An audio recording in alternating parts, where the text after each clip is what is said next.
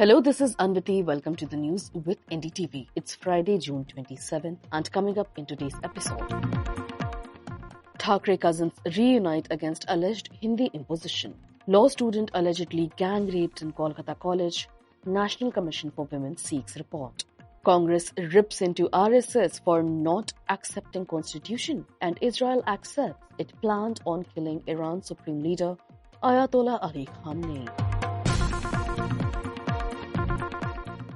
In a rare reunion, estranged cousins Uddhav Thackeray and Raj Thackeray have agreed to join forces against what they describe as the imposition of Hindi in Maharashtra's school curriculum under NEP 2020 rules, said Shiv Sena Uddhav Thackeray leader Sanjay Raut.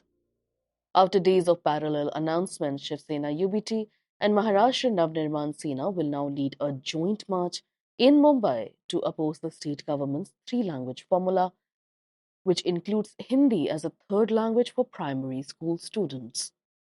Mr. Raut confirmed the same today in a post on X, writing, and I'm quoting, "A united march will take place against the imposition of Hindi in schools in Maharashtra, Jai Maharashtra." His post was accompanied by an old image of both Uddhav and Raj Thackeray standing in front of a portrait of Bal Thackeray, the founder of Shiv Sena and Uddhav Thackeray's father. With the BMC elections approaching, this move is being seen as more than just estranged cousins coming together for a cultural protest, but also as a strategic move ahead of the polls. Raj Thackeray, founder of the MNS, had originally announced a protest for July 6th. The date clashed with Ashadi Ekadashi, a day of religious significance in Maharashtra. Raj Thackeray then revised the date to July 5th. Separately, Uddhav Thackeray had backed a July 7th march initiated by the Tribhasha Sutra Anti-Mumbai Coordination Committee. He had then said, quote, "We will not allow the imposition of Hindi as a third language in Marathi and English schools for classes 1 to 5 in Maharashtra. This is not just an educational issue, it's a cultural encroachment," unquote. Uddhav Thackeray also questioned the constitutional basis and political motivation behind the policy, invoking comments made by BJP National President JP Nadda and calling for scrutiny of the state's education system.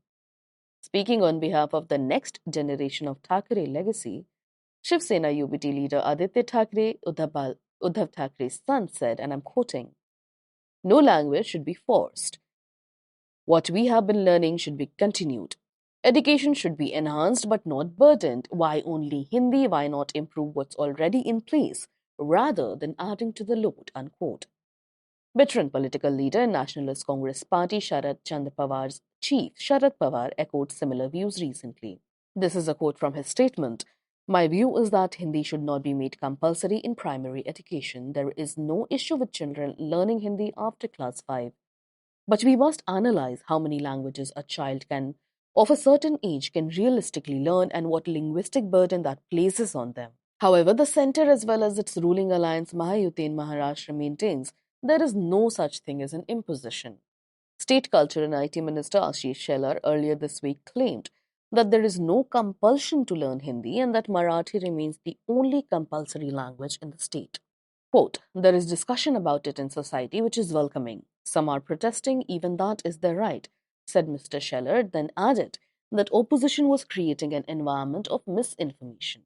Similarly, a week ago, the state government said in a revised notification that Hindi will be the default third languages in school across Maharashtra. In April, the state had made Hindi the mandatory third language for primary students in all Marathi and English medium schools. That notification prompted fierce protests from the opposition, resulting in the reunion of the Thackeray cousins now. The Congress has hit out at Rashtriya Swayam Sevak Sangh and its chief after the Sangh Supremo seemed to advocate for the removal of the words secular and socialist in the preamble to the Indian Constitution. Thackeray Sable, General Secretary of RSS, which is the ideological mentor of the ruling Bharatiya Janata Party, had said there should be a debate over retaining these words, seen by many as central to the idea of what India should be, declaring they had been added in 1976 via the 42nd Amendment and were not in the original preamble.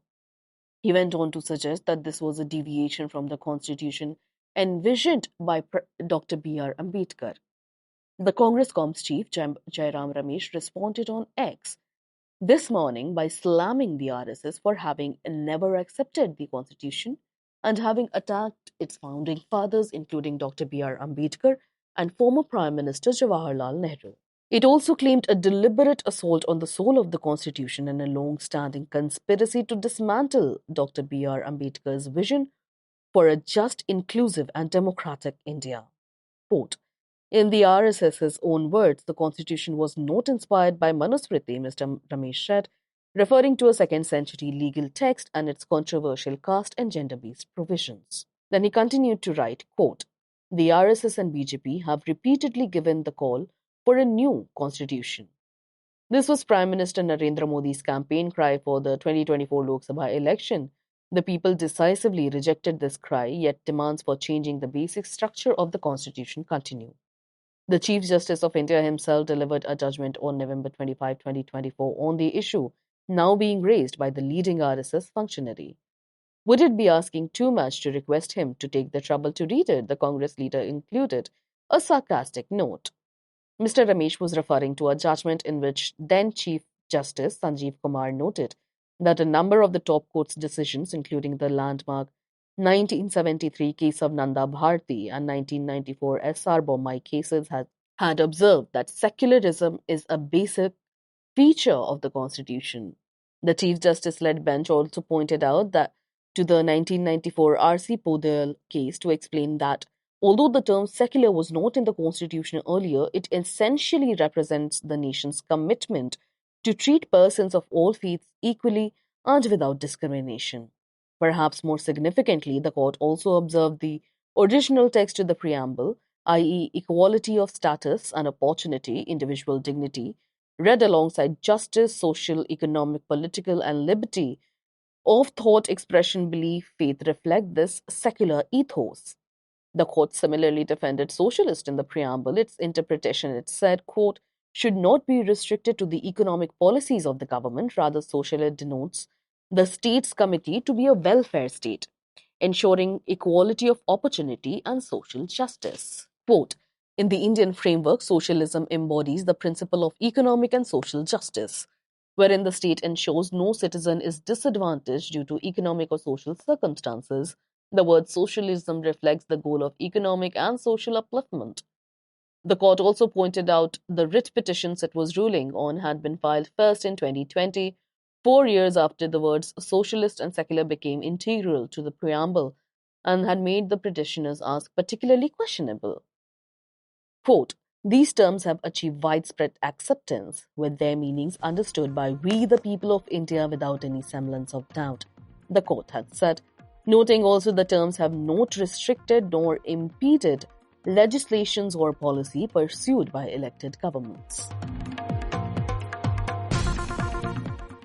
The National Commission for Women has taken suo motu cognizance of the alleged gang rape case from a law college in Kolkata.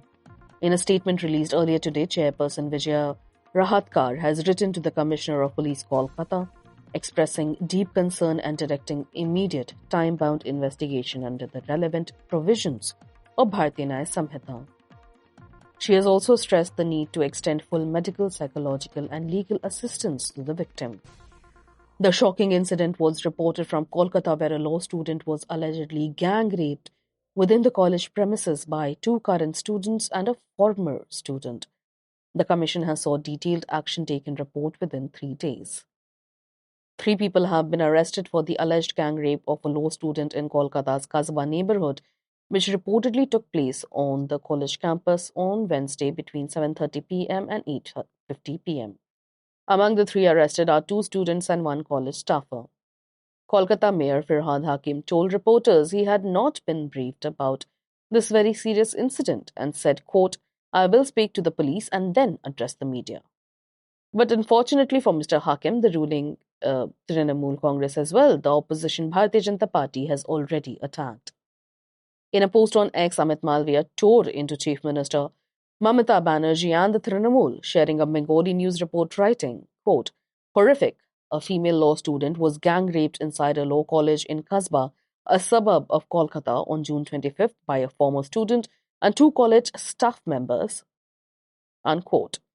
He also said a Trinamool member was involved but offered no evidence to back his claim. Also wrote, quote, horror of Arjikar hasn't faded, and yet such heinous crimes continue to rise daily in Bengal. Under Mamata Banerjee's rule, Bengal has become a nightmare for women. Rape has turned into a routine. This horrific incident comes 10 months after the shocking rape and murder of a junior doctor at the city's Arjikar Medical College and Hospital. The Arjikar case, as it came to be called, made national headlines for its brutality. The body of the young woman was found in a seminar room on the college premises, and the autopsy concluded that she had been raped and possibly tortured. There were injuries to her genitals, the left leg, right hand, face, before being strangled to death. Sanjay Roy, a 33-year-old civic volunteer for Kolkata police, was arrested and convicted for the rape and murder of the woman and was sentenced to life in prison, a punishment that was seen as too lenient by many, including the family, had demanded a death sentence. The Arjikar rape and murder case also sparked a massive political row in Bengal, as this will too probably ahead of an assembly election year, with Chief Minister Mamata Banerjee and the ruling Trinamool severely criticized for the police and the government's handling of the former case. Israel's Defense Minister Israel Katz has admitted that his country's military actively sought to assassinate Iran's supreme leader Ayatollah Ali Khamenei during the recent Iran-Israel conflict, but failed to identify a viable opportunity.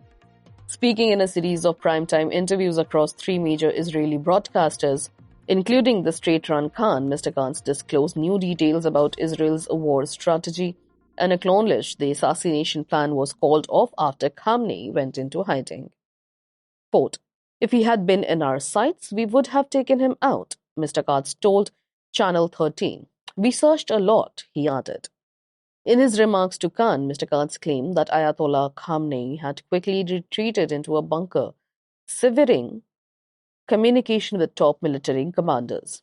Quote, Kamni understood this, went intense underground, broke off contact with the commanders, so in the end it wasn't realistic, unquote, Mr. Katz claimed. US President Donald Trump, writing on Truth Social during the conflict on June 17th, also appeared to threaten the Ayatollah, stating, we know exactly where the so-called supreme leader is hiding. He's an easy target, but he's safe there. We're not going to take him out, at least not for now. Mr. Trump subsequently stepped back from the threat, clarifying that regime change was not a current objective of US foreign policy. Mr. Katz said Israel's goal during the war was not regime change per se, but to upset the regime in the middle of the operation and pressure the Iranians. He compared Ayatollah Khamenei to former Hezbollah chief Hassan Nasrallah, who was killed in an Israeli airstrike last year, and said Mr. Khamenei should remain underground for his safety. Quote, I wouldn't recommend that he stay tranquil. He should learn from the late Nasrallah, who sat for a long time deep in a bunker. I recommend that he do the same thing, unquote, he told one of the news channels. The Israeli defense minister assured that following the ceasefire which came into effect 2 days ago, Israel was not currently pursuing Mr. Khamenei's life. Quote, there's a difference before the ceasefire and after the ceasefire, he told Channel 13. Ayatollah Ali Khamenei, making his first public appearance since the ceasefire, rejected claims of Iranian nuclear ability being paralyzed as the United States has been claiming.